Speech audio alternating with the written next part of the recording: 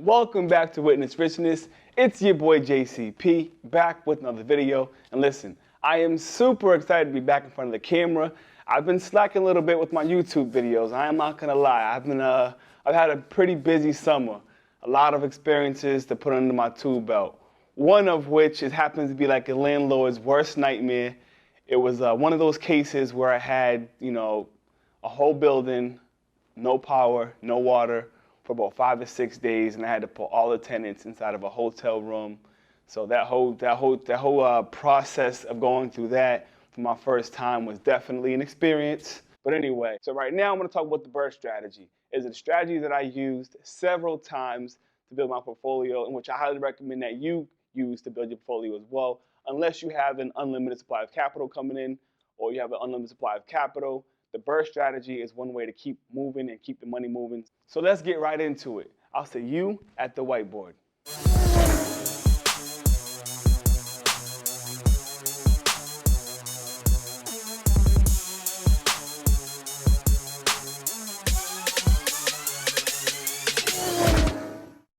So I'm back at the whiteboard, and let's get right into it. The BRRRR strategy. BRRRR is a bunch of acronyms all put together. And what it means is you buy the property, rehab the property, you rent the property, you refinance the property, and you repeat. What the BRRRR strategy allows you to do is put your money into a cash flowing investment property and then get your money back out of that property 6 months to a year later, freeing that capital up to reinvest it, which is why it's one of my favorite strategies, is because if you want to build a buy and hold portfolio, most of the time you have to go to the bank and put down a 20%, 25% down payment to get into that deal. Now, that 25% or 20% can be tied up in that property for a long period of time, depending on how the market goes. But with the BRRRR strategy, you're putting that money into that property with the intention of pulling it back out within 6 months to a year. So you get to repeat, and you get to get that capital back out of the deal and keep it to buy more properties and keep your cash flow going.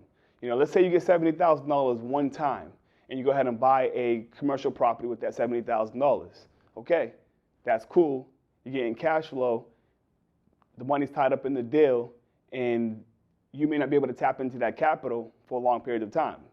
But if you're following a BRRRR strategy, you're putting that 70 grand into the deal. You're going to use it to acquire the property. Then you're going to use the money to rehab the property or repair the property, right? Then you want to rent the property or raise rents on the property. Then you want to refinance that property. In other words, pull cash out, pull that 70 grand back out and use it to do it again. And when you refinance that property, you get to keep the cash flowing property. You understand that? So let's get right into it. I'm going to give you an example here, right? Now, the reason why I use these numbers is because this is a deal that I've already completed, right? I've used this strategy before several times. So when I speak about it and I speak to it, I'm gonna give you the deal that I used. That way it makes things very clear. And if I can do it, you can do it. All right. So I purchased a 6-family building for $175,000. That was the market price in that building. All right. The down payment was 20%. 20% times $175,000 is $35,000, which means I put down $35,000 from the sale price of $175,000, which means I had a mortgage of $140,000. Now, on this property, when I purchased it, 6-unit building, it was making like $3,600 a month in rents.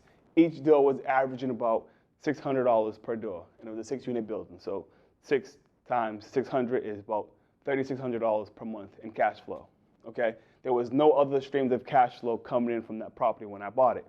Now, you would imagine that if I bought a 6-family building for $175,000, I'm gonna let you know the building was not the best condition.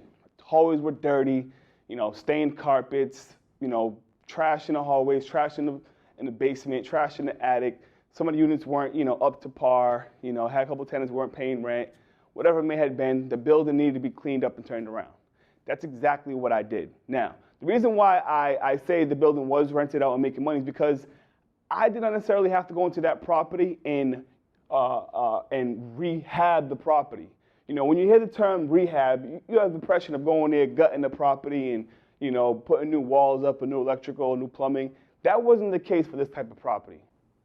In some case, I really went into that property and I spit shined it. I cleaned up the hallways, removed all the trash and all the debris and anything that did not belong in the hallway, I took it out. I changed the hallway lights to some center lights that had a better, like, cool white lighting, which made the hallway look better. The hallway was white and it had stained walls. So I went in there and I paid somebody to paint the hallway, all gray. The carpets were dirty inside the hallway. So a few areas, we just had the carpet shampooed. Now, between shampooing the carpets, changing lighting fixtures, painting the hallway, cleaning the basement out, cleaning the yard, just simple little repairs, I was able to raise the rents. You know, when the tenants seen that I came in and changed the locks and I put new door closers on the front door, just all the little, you know, stuff that tenants would like to appreciate. You walk into the hallway, I had a little Glade freshener plugged in, it smelled good. You can see there was an increase in quality control of that unit, of that apartment building, which means I was raising the value because now I raised the rents and it was justified. I also had one vacant unit that I was able to get in there and put some new floors down and pay that unit as well. So overall, I'm just increasing value on this property. All right. Now, when it comes to commercial properties, and I said this in one of my prior videos, and I'll say it again, when it comes to commercial properties, which is 5 units plus, that property's value comes from the net operating income, okay? So all the income minus all the expenses, how much cash flow that property is producing is going to dictate the value of that property. So because I was able to go in there and paint the hallways, add some storage, clean the building overall, add some cleanups to the building, you know, increase some revenue on that property, I was able to raise the rents. And because I raised the rents, it actually increased the value on that property. So I bought the building for $175,000. But after I went in there and raised the rents and painted the hallways and added some storage and added some coin-ops, cleaned the building up, I was able to go back to the bank 6 months later and say, hey, listen, I repaired that property. I didn't necessarily rehab the property, but I repaired it. So now, what's my after repair value? Because I want to pull some cash out on this property. The banks allowed it. And at that point in time, the banks offered me a 75% cash out, which just means the banks will allow me to pull a new mortgage out on that property at 75% of its after repair value. So the after repair value was $260,000 because it was appraised again. And of course, when the appraiser came out, I pointed out the hallways and I pointed out the carpets and I pointed out how clean it was. And I showed him one of the units that I renovated and I showed him the new rent roll showing that the property is now worth more money. Okay?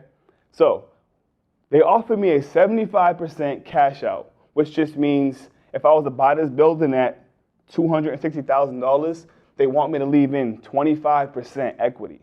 No, you're not seeing things. I had to go ahead and change this 75K to 75%, all right? So 75% cash out. This says cash out at 75%. 75% of $260,000 is a new mortgage of $195,000, okay? So the banks would allow me to give a new mortgage of 75% of the after repair value of $260,000. That happened to be a new mortgage of $195K. So the bank's saying, JCP, we'll give you a new loan on this house for $195,000, and these are the terms and conditions. And I say, yes. And what happens is, my old mortgage of $140,000 when I originally purchased the property, this new mortgage will pay my old mortgage. And the difference between the new mortgage and the old mortgage is money in my pocket, which is called a cash out refinance. So I pulled cash out of this deal. So now that I pulled out my original down payment of $35,000, I also pulled out an additional $20,000. So I actually bought the property with $35,000, pulled that whole $35,000 back out, plus an additional $20,000, and I'm still holding on to that property.